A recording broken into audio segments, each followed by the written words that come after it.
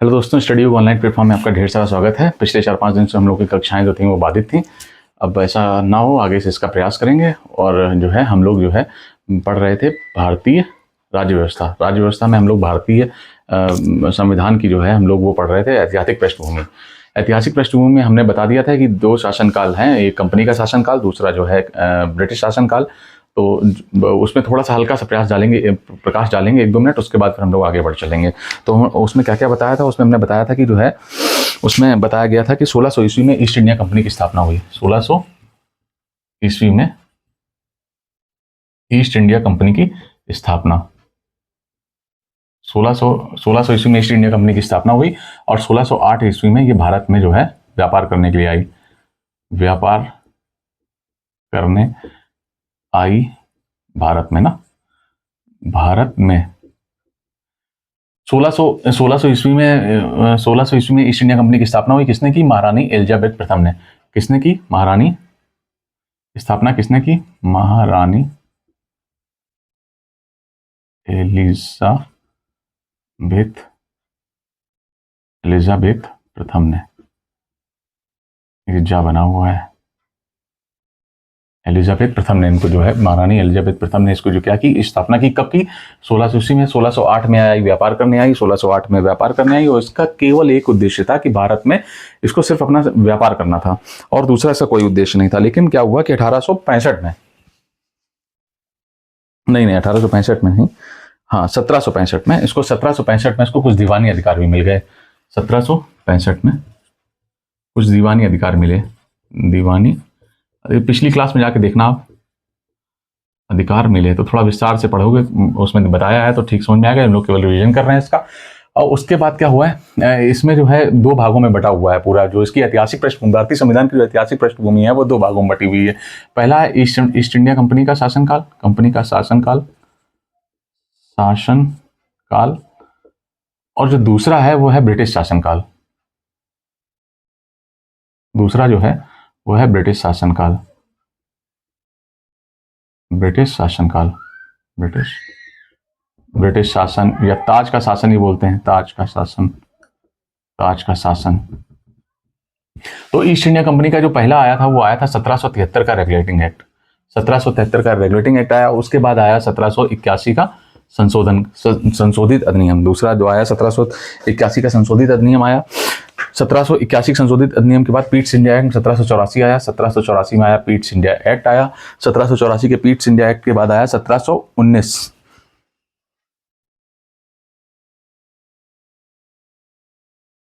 नहीं, उसके बाद आया चार्टर्ड एक्ट 1793। चार्टर्ड एक्ट 1794 आया। 84 के बाद आया 1793। सबसे पहले आया 1773 का रेगुलेटिंग एक्ट, फिर आया 1781 का संशोधित अधिनियम, फिर आया 1784 का चार्टर्ड एक्ट, फिर 1793 का चार्टर्ड एक्ट, फिर आया 1803 का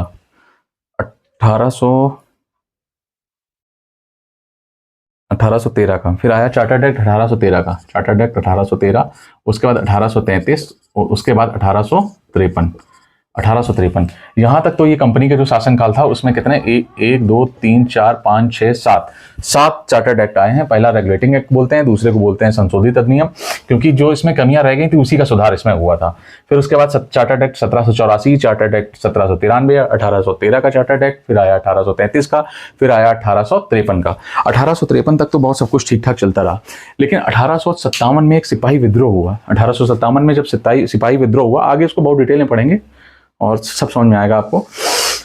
1800 क्या बोलते हैं 57 में सिपाही विद्रोह हुआ। उसमें ये समझ में आया कि जो है जो ईस्ट इंडिया कंपनी है वो शासन ठीक से कर नहीं पा रही है। तो ईस्ट इंडिया कंपनी ने क्या, ब्रिटिश शासन ने क्या किया कि ईस्ट इंडिया कंपनी का शासन सब पूरा अपने हाथ में ले लिया। कब ले लिया? 1858 में।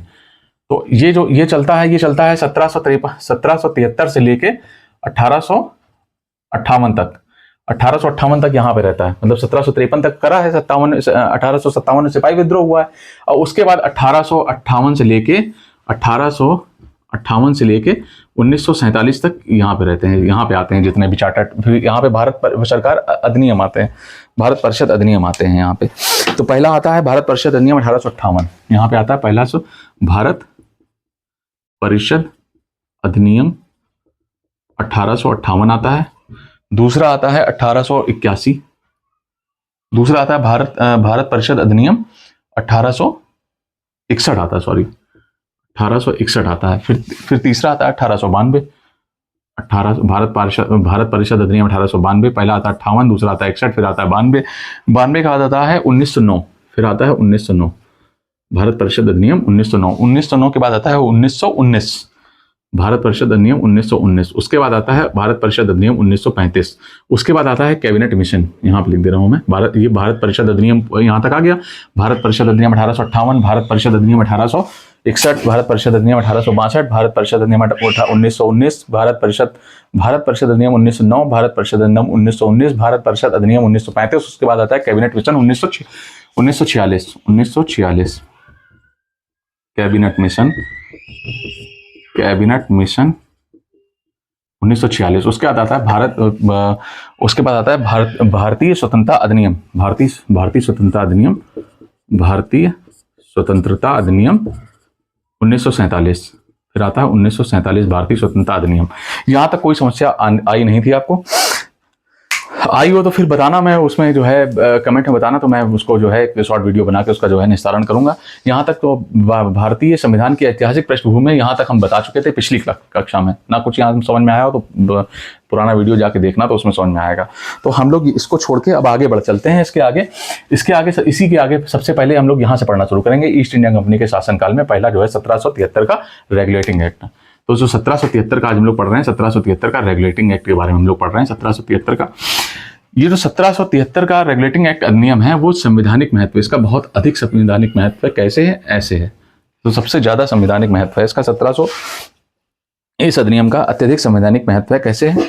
इसने क्या किया था? इसने सबसे पहले ईस्ट इंडिया कंपनी के कार्यों को नियमित और नियंत्रित किया।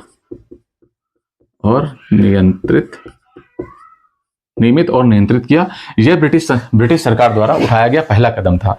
तो सबसे पहला क्या होता है? सबसे पहले ये होता है कि जो है कि ईस्ट इंडिया कंपनी के कार्यों को नियमित और नियंत्रित किया। किसने किया? 1773 के रेगुलेटिंग एक्ट ने।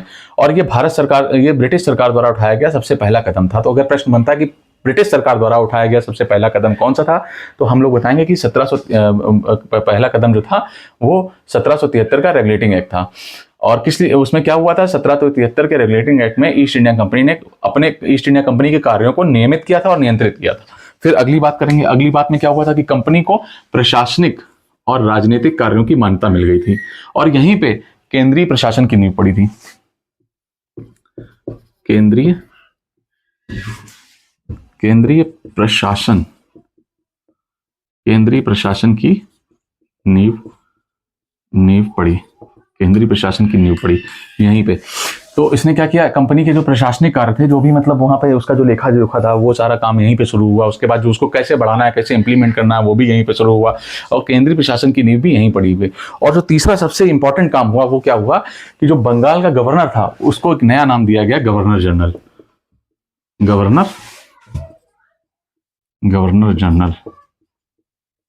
पहले क्या था? बंगाल, मद्रास और बंबई। बंगाल के गवर्नर को गवर्नर जनरल बना दिया गया। सबसे पहले क्या था इसमें कि ब्रिटिश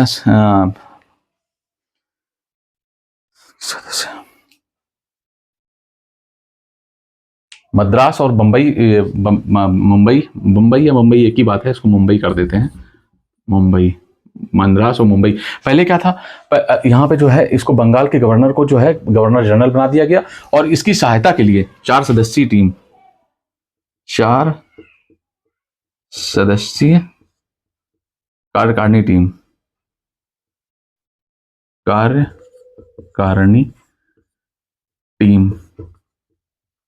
का गठन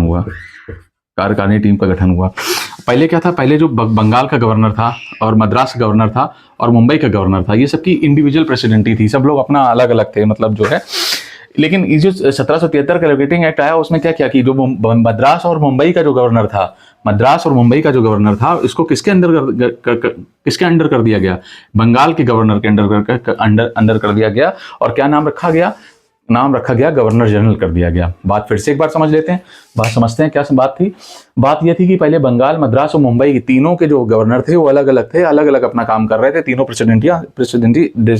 प्रेसिडेंसी अलग थी।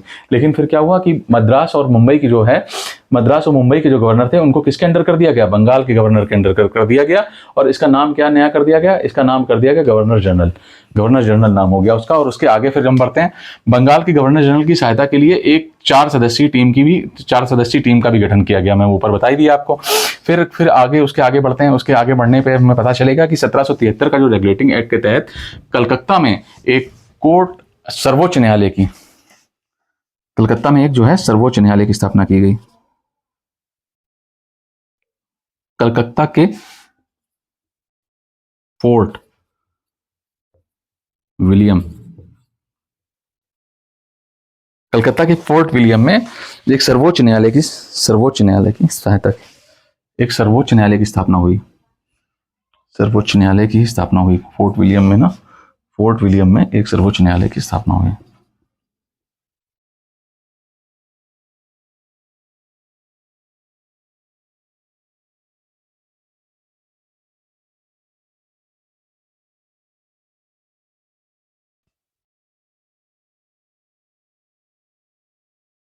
सर्वोच्च न्यायालय,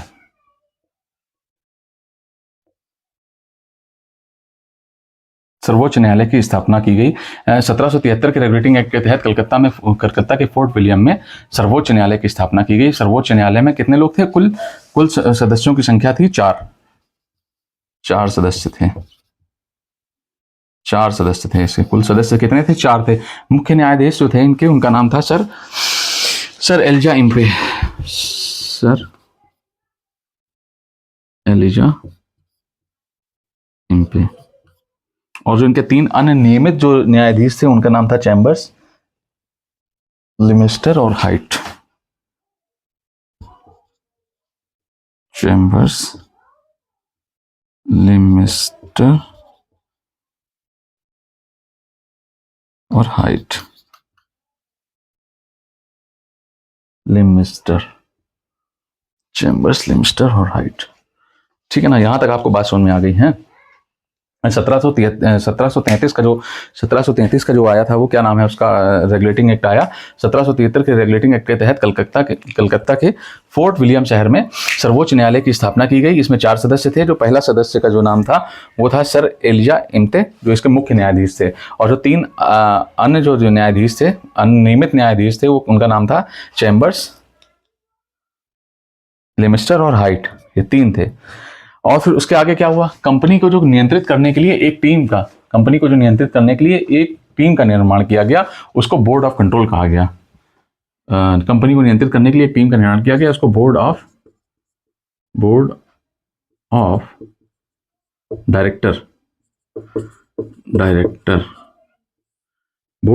बनाया गया। कंपनी को नियंत्रित करने के लिए एक टीम का निर्माण किया गया।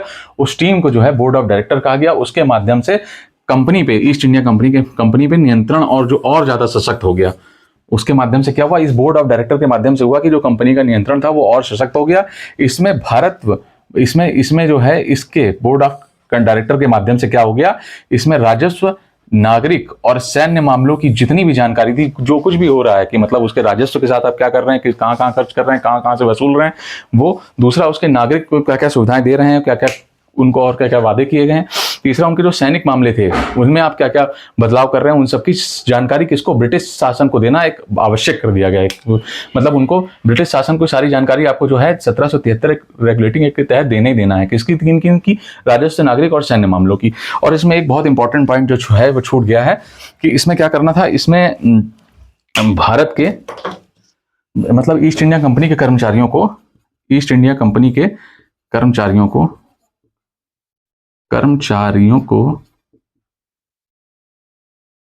भारतीयों से रिश्वत और उपहार लेना सख्त मना किया गया। दोस्तों यहाँ तक तो हम लोगों ने 1773 के रेगुलेटिंग एक्ट में मुझे ऐसा नहीं लग रहा कि कोई पॉइंट छोड़ा हो, चाहे आप क्या नाम है किताब का नाम मैं आपको बता दूं, चाहे आप किताब का नाम नहीं याद आ रहा मुझे, भारत की राज्य व्यवस्था लक्ष्मीकांत को उठा के देख लेंगे तो आपको लगेगा कि वहां से भी मैंने कोई पॉइंट नहीं छूटा। कुछ बातें ऐसी हैं कि मतलब अगर आप यूपीएससी दे रहे हैं तो खैर इससे थोड़े बहुत कुछ प्रश्न हैं जो बाहर बनेंगे, लेकिन उसको यूपीएससी को छोड़ के आप कुछ भी अगर पढ़ कोई भी एग्जाम दे रहे हो तो इससे बाहर कोई प्रश्न जाना नहीं है। यूपीएससी में कुछ कहीं पे मैप के माध्यम से पूछ लेता है, वो मैप हम लोग के पास अभी वो सुविधाएं है नहीं, तो इसलिए वो चीज़ें छूट रही हैं। खैर आगे इन फ्यूचर होगा तो दोबारा से कभी जो चीज़ें छूटी हैं उनको जो है हम दोबारा से उनमें समाहित करते हुए बताएंगे। अभी क्या करते हैं, अगला जो एक्ट है हम लोगों का वो है 1781 का संशोधन अधिनियम है ना, उसको बाद में पढ़ेंगे फिर ज्यादा हो जाएगा। अभी हम लोग देख लेते हैं कि क्या क्या पढ़ा हम लोगों ने एक बार फिर से। 1773 का रेगुलेटिंग एक्ट, ये एक संवैधानिक है, इसका एक संवैधानिक महत्व है। पहला क्या है, ईस्ट इंडिया कंपनी के कार्यों को इसने सबसे पहले रेगुलेटिंग एक्ट में 1773 के रेगुलेटिंग एक्ट में क्या हुआ कि सबसे पहले ईस्ट इंडिया कंपनी के कार्यों को नियमित और नियंत्रित किया। यह ब्रिटिश सरकार का पहला कदम था। प्रश्न कभी बनता है कि 1773 के रेगुलेटिंग एक्ट में ब्रिटिश सरकार ने सबसे पहला कदम क्या उठाया, तो वो बनेगा कि उन्होंने क्या किया कि कंपनी के कार्यों को नियमित और नियंत्रित किया। दूसरा है कि प्रशासनिक और राजनीतिक कार्यों को भी मान्यता मिल गई अलग अलग, और एक केंद्रीय प्रशासन की नींव पड़ी, केंद्रीय प्रशासन की नींव पड़ी। बंगाल के गवर्नर को गवर्नर जनरल एक नाम दे दिया गया, और जो पहले बंगाल, मद्रास और मुंबई के प्रेसिडेंसियां सब अलग अलग थी कि बंगाल का अलग वो था गवर्नर, मद्रास का अलग गवर्नर था और मुंबई का अलग गवर्नर था। तो अब ये जो मद्रास और मुंबई का गवर्नर था इसको किसके अधीन कर दिया गया, बंगाल के गवर्नर के अधीन कर दिया गया, और बंगाल के गवर्नर को गवर्नर जनरल बना दिया गया। फिर उसके आगे बढ़े हम लोग, बंगाल के गवर्नर जनरल की सहायता के लिए 4 सदस्यीय टीम का गठन किया गया। 4 सदस्यीय टीम के, बंगाल का जो गवर्नर जनरल बनाया गया उसके लिए 4 सदस्यीय टीम का भी गठन किया गया।